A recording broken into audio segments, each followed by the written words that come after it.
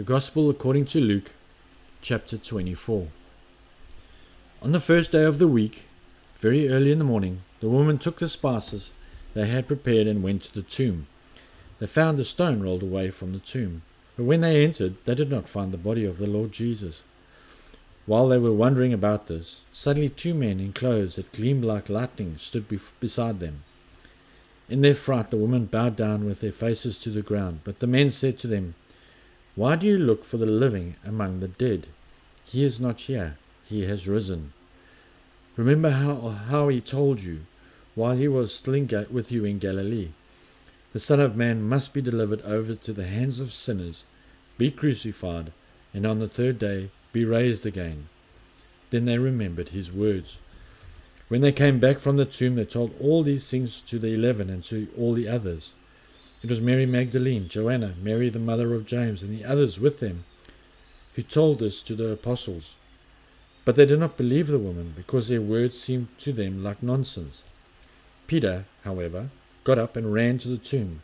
Bending over, he saw the strips of linen lying by themselves, and he went away, wondering to himself what had happened. Now that same day, two of them were going to the village called Emmaus, about 7 miles from Jerusalem. They were talking with each other about everything that had happened. As they talked and discussed these things with each other, Jesus himself came up and walked along with them. But they were kept from recognizing him. He asked them, "What are you discussing together as you walk along?"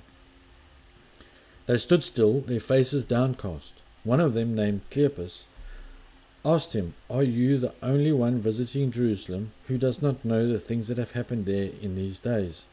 "What things?" he asked. "About Jesus of Nazareth," they replied. "He was a prophet, powerful in word and deed before God and all the people. The chief priests and our rulers handed him over to be sentenced to death, and they crucified him. But we had hoped that he was the one who was going to redeem Israel. And what is more, it is the third day since all this took place. In addition, some of our women amazed us. They went to the tomb early this morning, but didn't find his body. They came and told us that they had seen a vision of angels who said he was alive. Then some of our companions went to the tomb and found it just as the woman had said, but they did not see Jesus." He said to them, "How foolish you are, and how slow to believe all that the prophets have spoken. Did not the Messiah have to suffer these things and then enter his glory?" And beginning with Moses and all the prophets, he explained to them what was said in all the scriptures concerning himself. As they approached the village to which they were going, Jesus continued on as if he were going further.